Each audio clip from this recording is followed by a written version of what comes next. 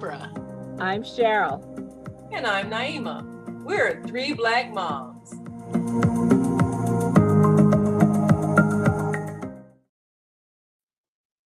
You know, a lot of people in our community, especially some of our older generation,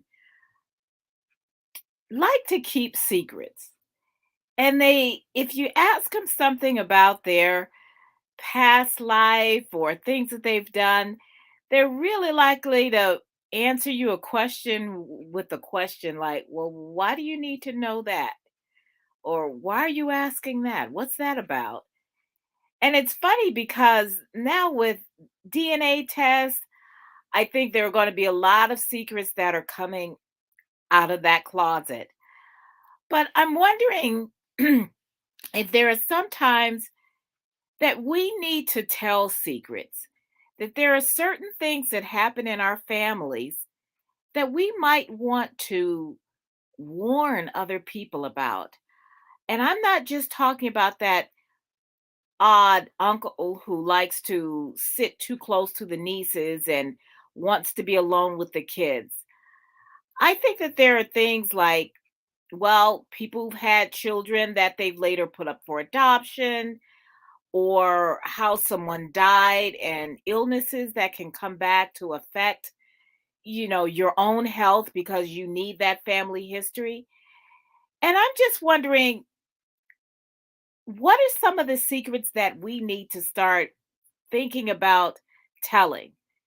And are there family secrets that should stay secret?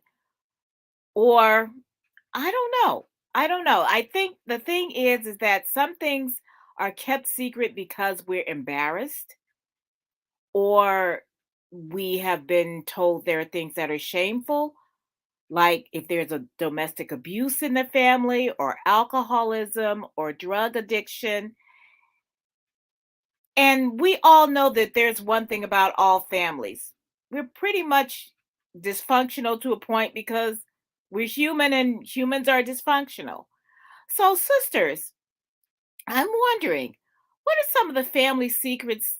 We don't have to tell ours today, but what are some of the family secrets that we should really start thinking about need to be told so that the next generation isn't blindsided?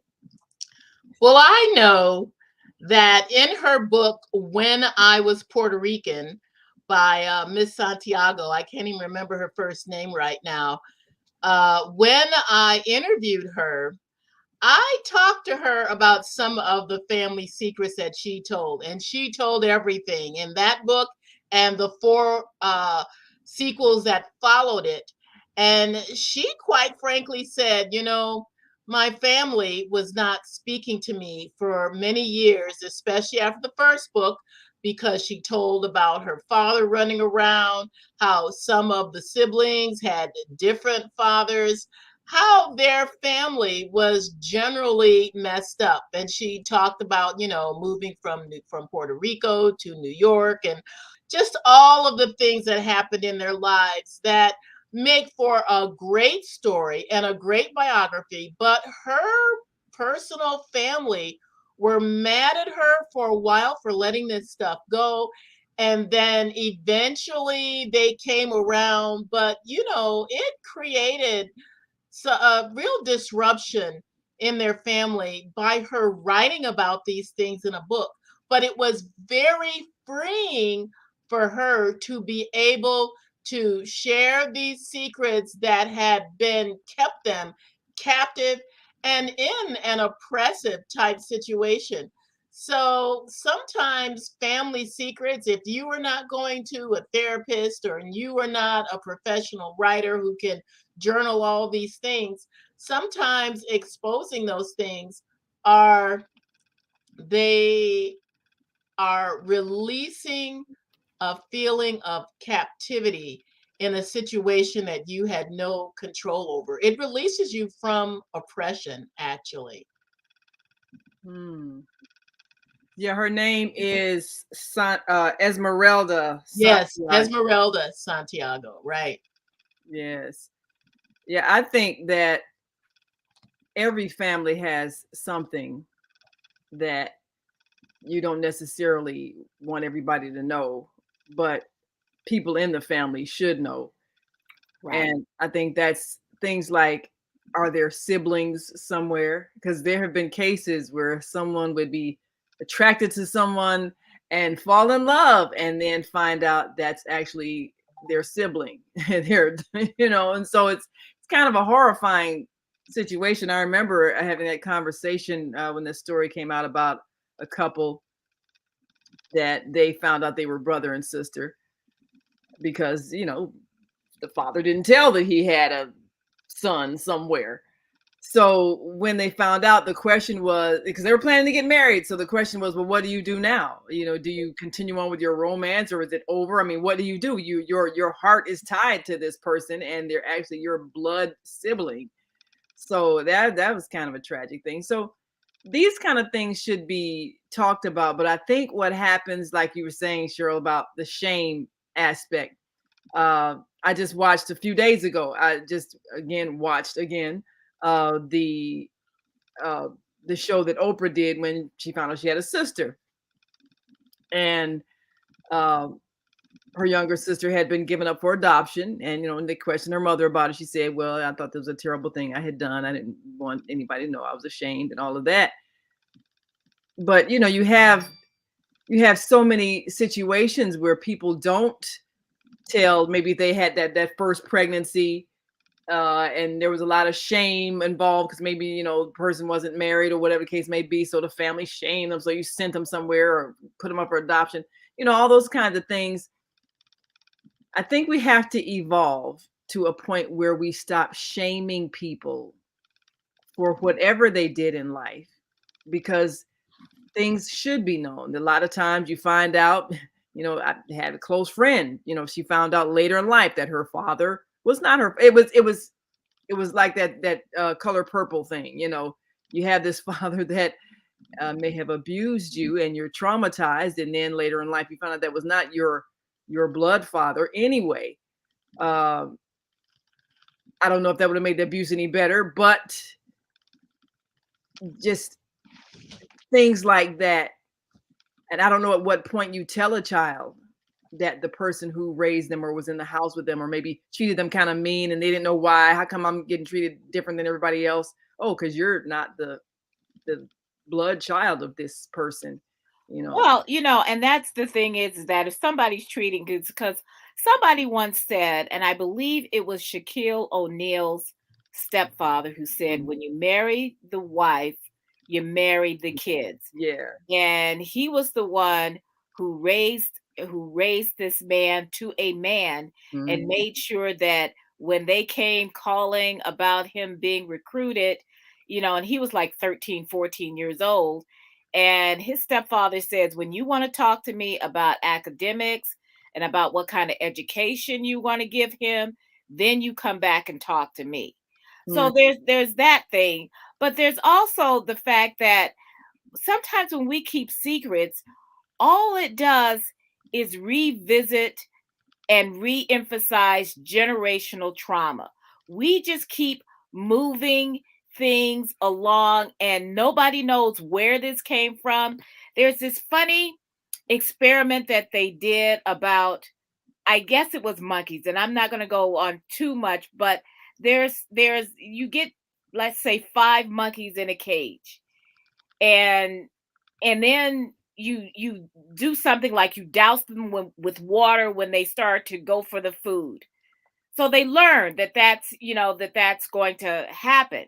Then you take one monkey away and you bring another monkey in there, where all the other ones, they start beating up on the new one, and it keeps going on where you keep removing one who knew until you get all the ones who are all new, who don't understand why they're all of a sudden beating up on each other. And that's generation, they've learned something and they don't even know what the reasoning is. And you can see this, and these are the kinds of things that generational secrets will keep going. You will do something or you will say something. Maybe it's just that, okay, that's the uncle that you don't want to be alone with. Nobody ever told you why. Why? And Yeah. so at some point, you know, Uncle Buddy, drives up in his car and you're on your way home from school and you know that he's always at the family reunions and he's always at the cookout, but you don't know that, and you've been saying, yeah, because nobody tells you right away. Don't, they just kind of shove you away. So you think, okay, he's safe, he's in my family, and nobody ever told you the reason why you don't want to be around Uncle Buddy by yourself, that he's not safe. And we tend to do this. We tend to be very vague, and we need to be more forthcoming. Our children are incredibly resilient. They have to deal with trauma all the time, especially children of color. We learn very, very early, by the time we're toddlers, that the world is different for us. So knowing that and still re-rise. So we need to learn how to teach our children what they need to know to continue to rise. And if some of that is shameful, so be it. If you had a child and you were 16 years old and you put that child up for wedlock, for adoption because you were, it was out of wedlock or you were too young or the father didn't want it, whatever your reasoning, years later, 20 years later, that kid comes knocking on your door and you haven't told your other children that at one point they had a sibling that you put up for adoption. And that causes a lot of trauma. Yeah, and that happens a lot. Yeah, and a lot of feelings of betrayal, especially when you're telling your daughters, you do not do this because of this. I don't want you bringing home any babies or any of the other things that they may tell you, but they don't tell you why. They don't say, but I did. My mistake. Right. Yeah. And as parents, we always like to pretend like we're perfect. Didn't do anything wrong. Never did anything wrong. Right. And so there is a sense of betrayal. Especially if you've been a parent that's been extremely judgmental and punitive, and then, your children come to find out, oh, you had this child when you were 14. Yeah. Excuse me, wait a minute. You can't tell me nothing now. Because that's going to be the reaction. Once it's better that you just reveal, things that you've done and you say, well, I'm warning you about this because I made a choice that did not turn out well for me and all the people involved. So I don't want you to make those same bad choices. It's better to be honest about your fallibility than try to pretend to be perfect and be so judgmental of your children to the point where they feel like if they do anything that you disapprove of, they can't even tell you because you wouldn't understand and you wouldn't forgive because you've been so unforgiving. And then they later on found out you did that and worse. Yes. In your own life. Yes. Yeah, those things tend to come back to bite you. And a lot of times those kind of secrets are only secrets from the person who really would benefit from knowing. Usually you may think you have this secret that no one knows, and the person who should know, and which this secret would protect them, they're the ones at risk because they don't know. Now, there was a woman in the Bible with a secret, except everybody knew her secret. And she was so shunned. She shows up at this well where Jesus is hanging out. He sent the other disciples off to get food, go to the local town, get some food and water and stuff like that.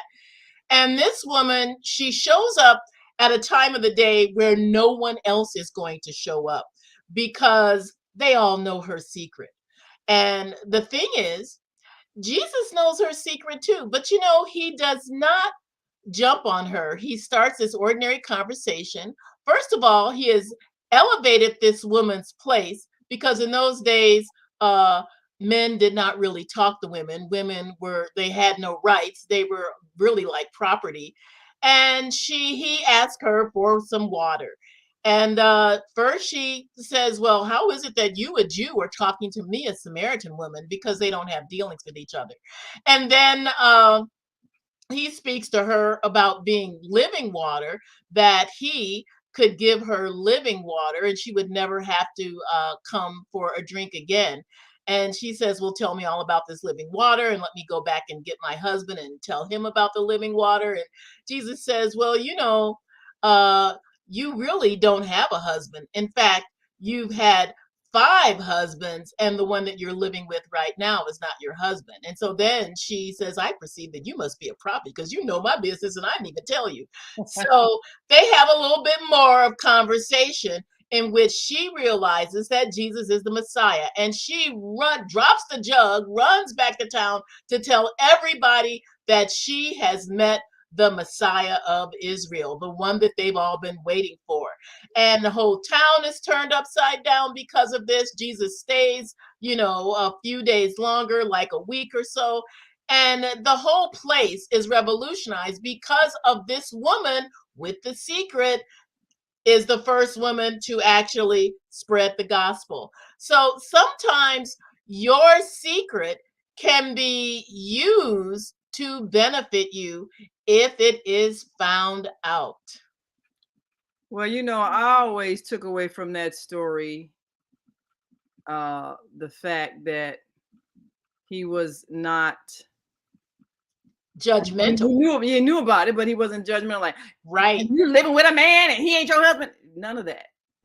Yeah, exactly. So that should tell us something, that even if you know somebody's business, you don't have a right to have an opinion about it or be judgmental about it, because it is there. Or gossiping about it. Or gossiping. We're like really good at talking about people as if we have no sin ourselves, and if you are not there, if you're not placed in a place where you can uplift this person and, help them to deal with the trauma of whatever their secret is, you really don't have a right to make a judgment call on their lives.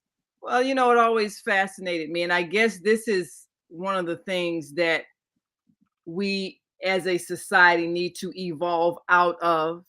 And that is obsessing about other people's intimate lives. And that's a lot of reason why a lot of family secrets don't get told that should be told. Like Cheryl was saying about, the funny uncle that everybody knows you stay away from. But if it's not said, look, he molests the children. If you don't just say it, however you got to say it, then you're not really keeping anybody safe. And why isn't somebody getting him some help or confronting him, some responsible adult, something? But there are things that need to be known. Like we say, there's some things that shouldn't be secret, and then some things that aren't necessary to be known because they don't involve anybody else. Like if you have a person who, it's all kinds of things, the whole shame about sexuality and homosexuality, is this person gay or that person, whatever, it doesn't matter. I've had friends who struggle to come out, as they say, because they were afraid that their family would shun them. Had a friend recently went to the funeral of her one of her parents, and some people knew that she was gay, some did not, and she brought her partner with her. And you had people speculating about, are they this, are they that? And I'm like, and how's it your business? They grown, Yes.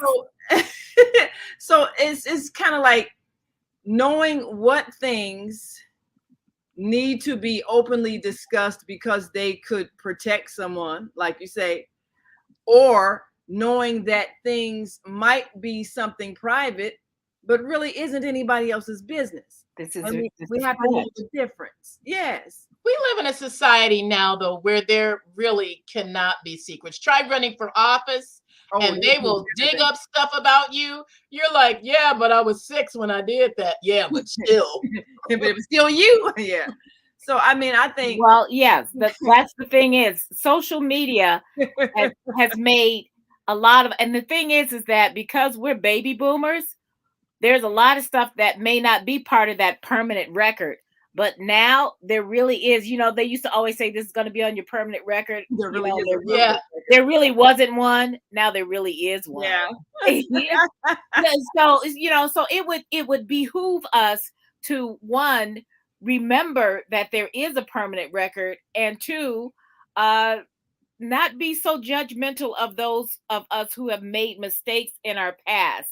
If we show remorse, if we don't double down or deny it. We have 2 women running for a city council, because our city councilor has moved on to state senate, and one woman had come out. I guess it had come out that when she was on Facebook as a teen, she had used the N-word. Neither one of these women are black. And one of the other candidates condemned her for it, went on and on. Well, they turned out they found her N-word part that she had done. So this is the thing. One, and so of course she's like, they're both full of remorse and they're embarrassed. They're like 17 and 21 when these things happen. The first one, yeah, you were young, but you still were old enough to know better. The second one, yeah, you were young, you also were old enough to know better, and you should have kept your mouth shut instead of condemning her, because then your dirty laundry got right. Got That's what happened. So it's those kind of secrets. And now I'm thinking, okay, my state senator has endorsed one, but now I still have to start thinking, well, do I really want to endorse vote for either one of these people because of this? And maybe that's not fair because they were both young and it was Facebook. And I'll have to, but these are the things that these secrets, they come back to bite you right in the butt. So, that is really, a lot of times people's secrets reveal real character. Now, a person may have done it, and Lord knows teenagers do stupid stuff all the time. And gets them in a lot of trouble, especially with the media the way it is now, something that we never had. But the truth is, everybody's secrets are going to be known coming the great judgment, whether a person believes in that or not.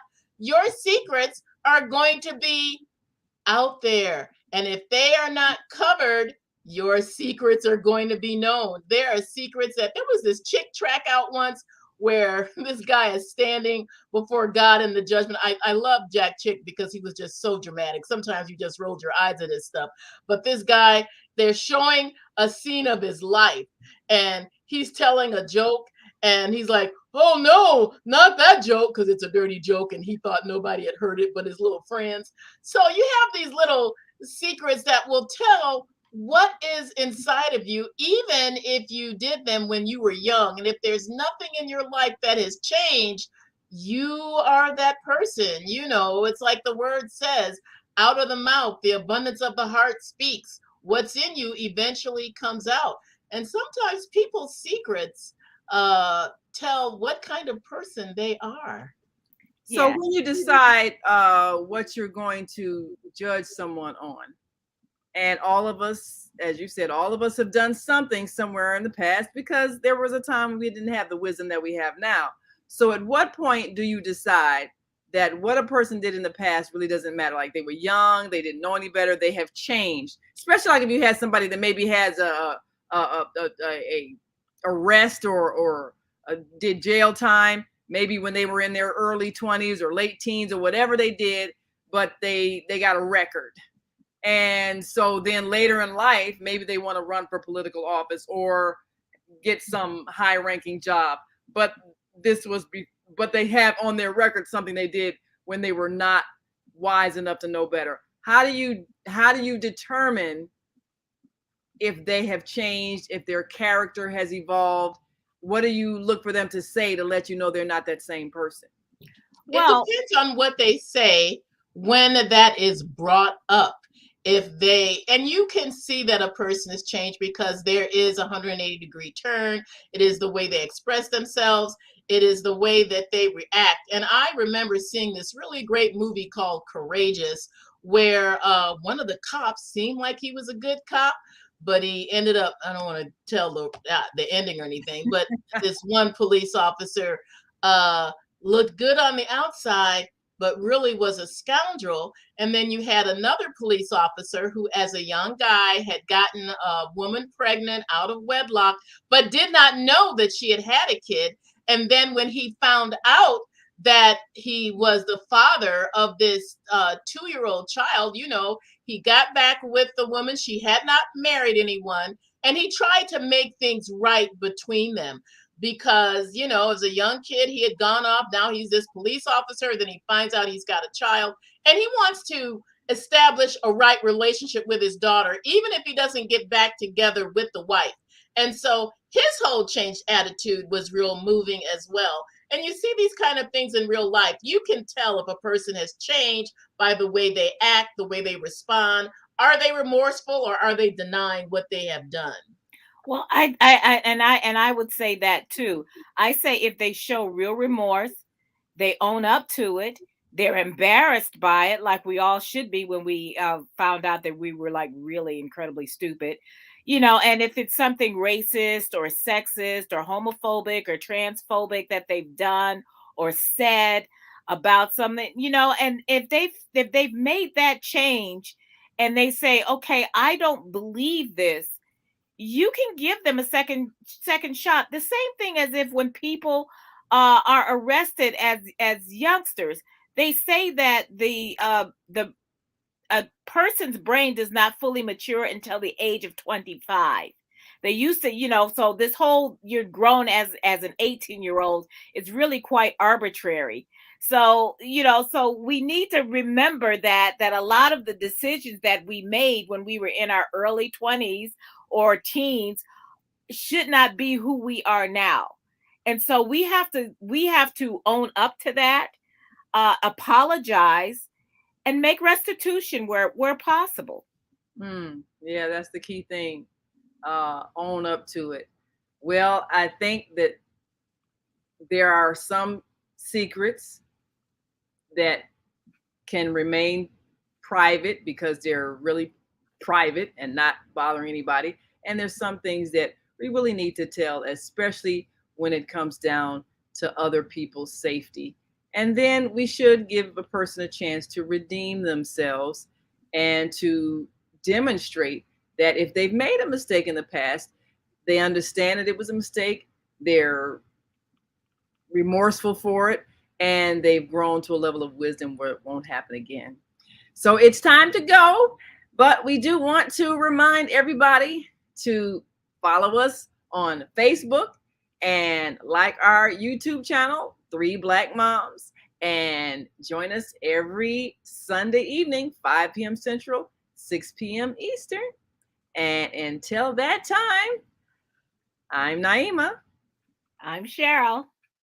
And I'm Barbara. We are 3 Black Moms. Thank you for watching.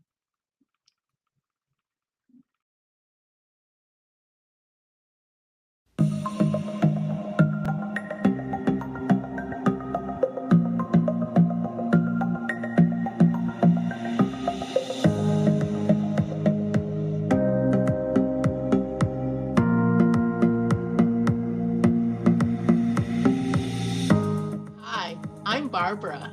I'm Cheryl. And I'm Naima. We're 3 Black Moms.